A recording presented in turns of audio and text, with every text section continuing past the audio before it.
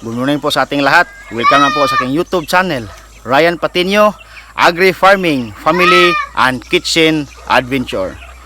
So sa video po sa araw na ito mga kaibigan ay inilabas natin yung ating mga heritage chicken sa kanilang kulungan.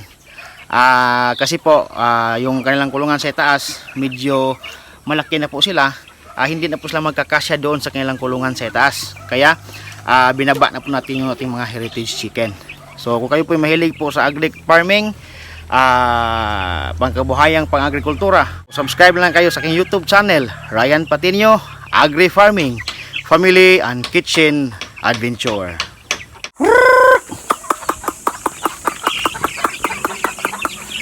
Ito na po mga kaibigan, pinakawalan na po natin yung ating mga heritage chicken.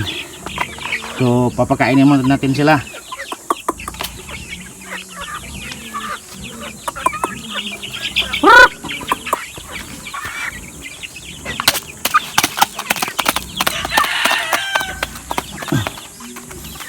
So ayan po.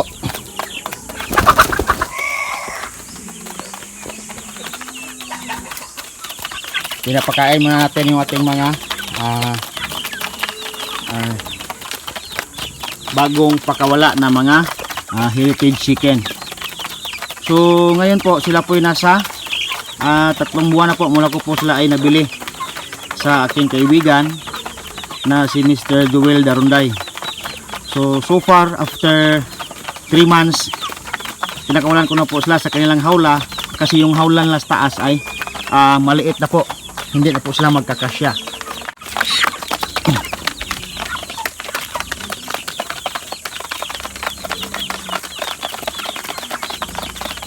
So ayan po, kumakain na po sila.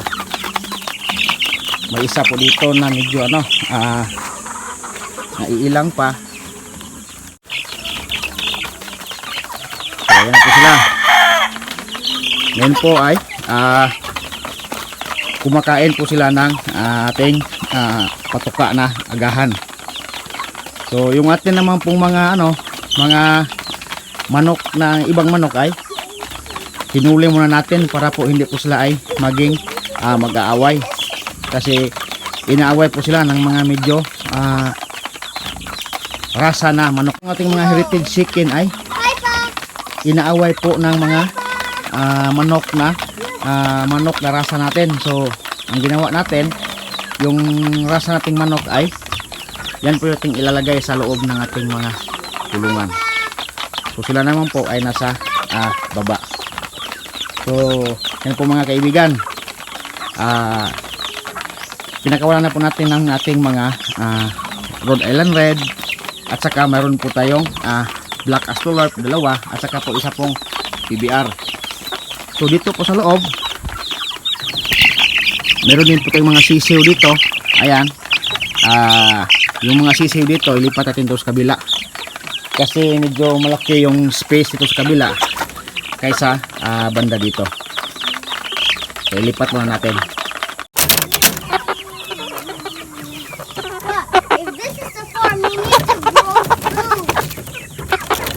So ayan na po yung ating pong mga rasang babae na manok na pinakawalan natin dati ay nakalagay na po sa kanilang hawla. So yan na po sila, kasi po pag di po natin ito sila hinuli at saka isinabay natin sa ating mga heritage chicken, ang nangyayari po ay kanila pong pinapalo yung ating mga heritage chicken. Kawawa naman po. So ngayon ayan sila nakalagay na sa kanilang hawla. So lahat ng mga manok natin na mga babae na pinakawalan dati ay nandito na po sa loob ng kanilang hawla. So ayan po sila. So at sa baba naman ay yung ating mga heritage chicken. So ibinaba natin sila para mas mabilis lang lumaki at madali po silang recover sa kanilang pagkakakulong sa hawla ng medyo 3 buwan. Yan yung atin naman po mga sisiw ay ito na po. Yung mga bagong sisiw natin ay hiniwalay na din natin. At saka dito na natin nilagay sa kabilang kulungan. So itong mga sisiw na to ay mga IRR din. So ngayon ay bata pa po sila. So ayan po. So ngayon po tayo po yung magpapakain sa ating mga manok. So dito ngayon sila sa baba. Ayun, paggala-gala. Yung iba naman naglalaro sa lupa. At saka yung iba doon sa ilalim paan ng ating farmhouse. So ngayon po yung ating mga sisiw na na Rhode Island Red ay first time po silang nakababa dito po sa lupa. At saka first time din nilang nakagala po dito sa baba din ng lupa. So ngayon po ayan na po sila. Yung iba binigyan ko na po ng dahon ng mandidiagwa. Ayun po, tinutuka na po nila. Saka yung iba naman yan kumakahig po sa lupa. Kasi yung mga manok po, yung instinct talaga nila ay kahig tuka yung mga manok. Ibig sabihin po ng kahig tuka, kung sa amin po dito sa Bisaya ay kakha tuktok. So ang ibig po sabihin yan ay yan po talaga yung kanilang instinct na kumakahig sa lupa, kumakain ng mga lawang lupa kung anong nakikita nila, katulad ng mga maliliit na bato, mga kahit anong klaseng mga insekto na kailang makikita po sa lupa ay kanila po yung kinakain. So far po ngayon po lang nila na experience yung ganito na nakababa po sila sa lupa. Ngayon nilagyan ko po sila ng kanilang dadapuan. Yan, kasi itong mga manok na to ay mahilig po ito dumadapo kung kahit saan. So yan, mayroon po silang mga dapuan. Nilagyan ko doon banda doon, dito at saka dito rin para po kapag sila po ay bumabatog or sila, ayun po, naglalaro po yung iba doon, sila dito na po sila pumapatong. So ayan, mahilig po sila, mahilig talaga po yung manok sa mga ganitong klaseng ito kasi po yung nila, normal instinct nila. So ayan po.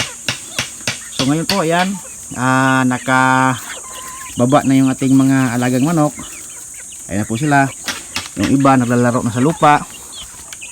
Talagang yung pakiramdam ng mga manok natin ngayon ay talagang masaya po sila. Kasi for more than 3 months nasa loob lang po sila ng kanilang kulungan. So ito po yung mga kaibigan. So yan po. So yung next nating update dito ay nung ang plano kasi natin dito sa mga manok na to ay for breeding or layer purposes. So yung ating mga lalaki, pag mayroon pong bibili, atin po yang ibibenta.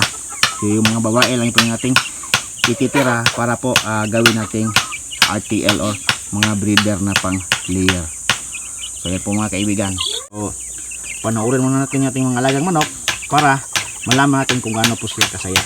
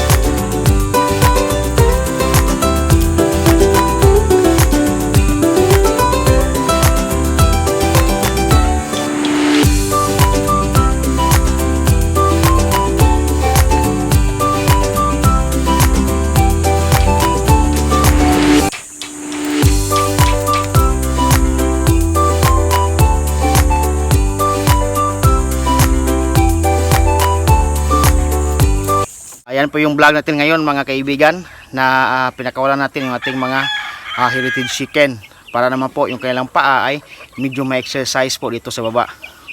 So sabi ko kanina, yung ating mga manok na rasa ay nasa itaas, at saka yung mga sisiw doon pa sa itaas, yung nasa baba naman yung mga heritage chicken, para naman po sila po ay maging malulusog at maka-experience nila na nasa baba ng lupa, kasi tatlong buwan po sila sa taas na nakakulong sa ating kulungan.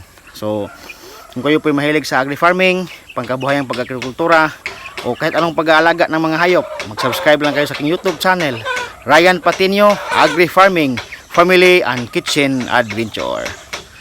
Salamat po sa iyong panonood. Happy farming po mga kaibigan. See you next time. Bye bye.